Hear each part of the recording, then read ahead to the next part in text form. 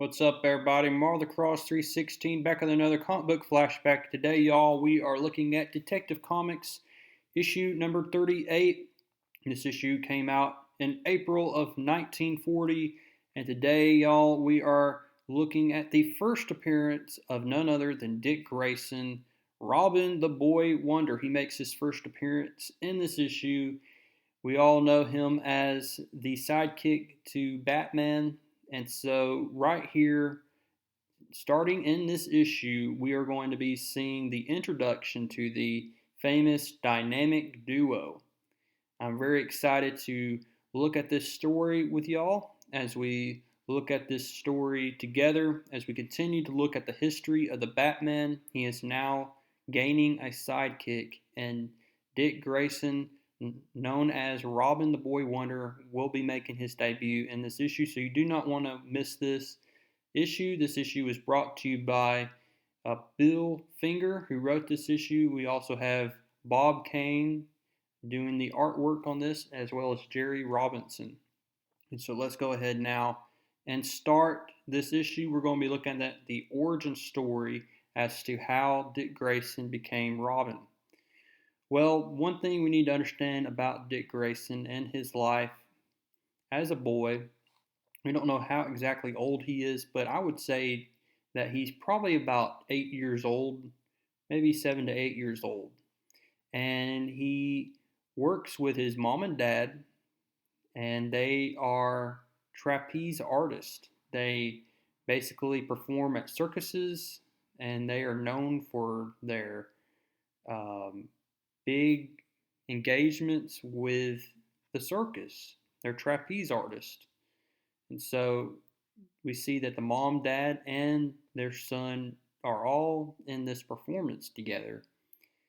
And we see here that the young Dick Grayson overhears a conversation going on with his parents' manager and these couple of guys that are just came into the office here, and they keep saying, "If you pay us, we protect you. Get it, Haley?"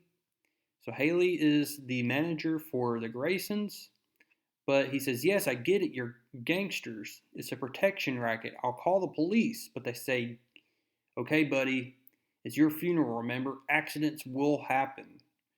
And so this manager doesn't take these gangsters seriously. Well, the next day, we see that the circus is just about to happen. The announcer says, "And now that young Dick Grayson is safe below, the Flying Graysons will perform their death-defying act, the triple spin." And so they're going for their act. We see John and Mary Grayson are just about to perform a death-defying stunt here when all of a sudden we see that they lose their grips here, causing both Dick Grayson's parents to fall towards their death. And the young Dick Grayson witnesses this, and we come to find out that this was no ordinary accident, that there had been a sabotage within this circus. Someone put some oil on those wires, causing them both to fall to their death. And we see later on the gangsters come back to Haley and says, "Too bad about that accident, Haley. Yeah, but there wouldn't be any accidents if you paid us to protect you. You murderers. All right, I'll pay, but only so that no one else will be killed." And Dick Grayson hears this. But it's not only Dick Grayson that hears this bad news, it's also Batman. For the first time, Batman meets the young Dick Grayson. He says, "I'm the Batman. I want to help you get those murderers. They put acid on the trapeze ropes." So it was acid, y'all. My correction. "You can't go to the police. Come with me, and I'll tell you why." Batman basically tells Dick Grayson that if he goes to the police, then he's good as dead, that these gangsters are going to come for him next.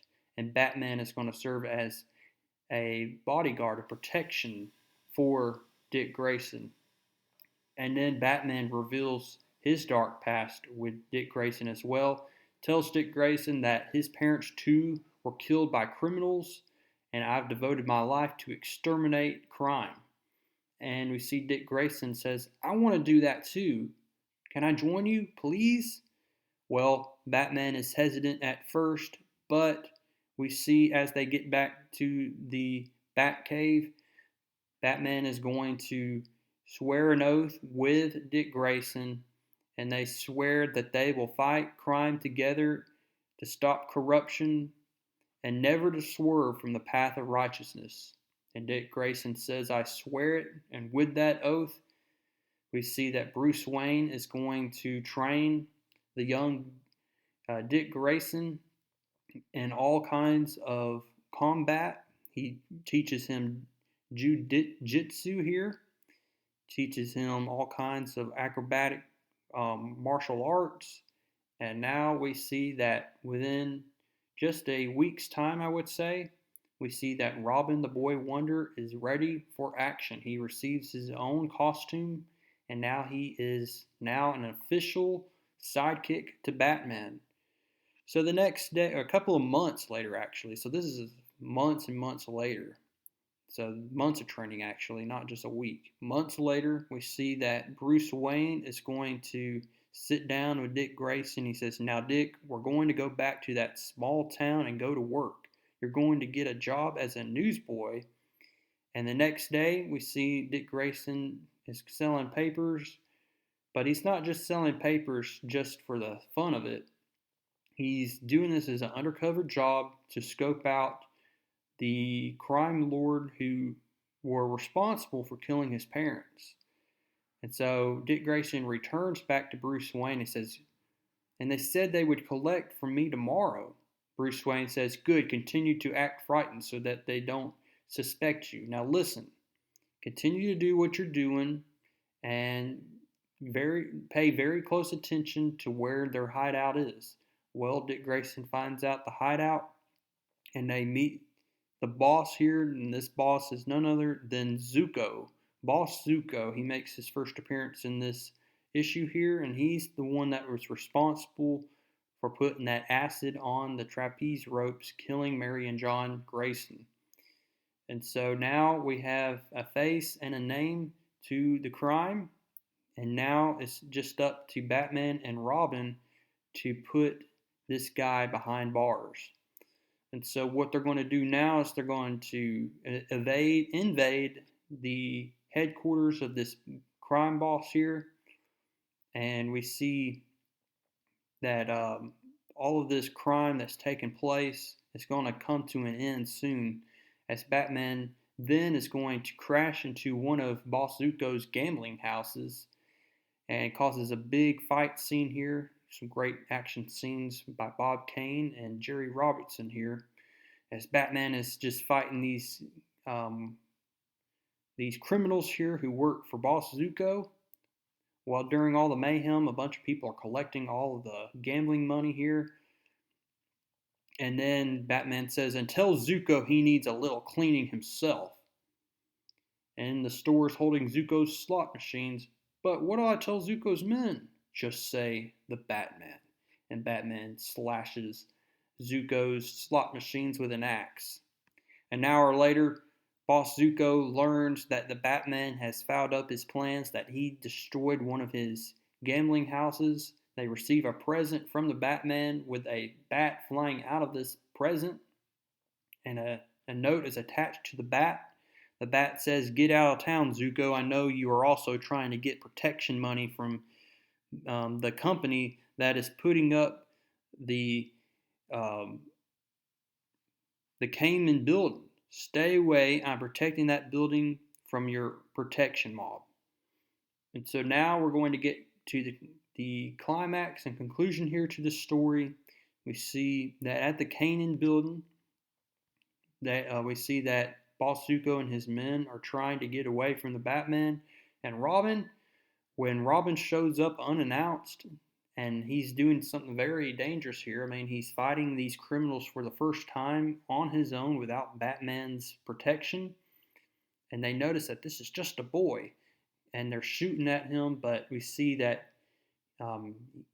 Robin goes into his utility belt, grabs a like a bullseye and throws it. And with that slingshot, hits one of Boss Zuko's men. Robin swoops on down, attacks a bunch of Zuko's men. Zuko is saying, I gotta get out of here. All of a sudden, we see Robin loses his balance here. He's just about to fall to his death. He has to hold on to this girder here. This criminal is trying to cause him to fall to his death when all of a sudden Robin uses acrobatic skills and kicks him off of the girder. But Zuko grabs his gun. He's about to shoot Robin when Batman comes in for the save, and he's going to land a few punches to Zuko. We see here that then Batman is going to tie one of Zuko's men down below, threatening to kill him. His shoes even fall off. And he says, look, you need to sign these papers confessing that Zuko was the one that put the trapeze on the acid on the trapeze. And if you do, then great, and I'll let you live. And so we see that he says, all right, I'll confess, pull me up. He pulls this guy up. We see that Boss Zuko does not like that. He says, you dirty squealer, and he pushes this man down to his death. But Batman grabs a hold of him, and he says, that's enough, Robin. We've got all the evidence we need. What evidence? Batman says, I had the boy bring a camera just in case. He snapped you pushing off Blade. The film and the confession will be sent to the governor. Boss Zuko, your boss will be the electric chair.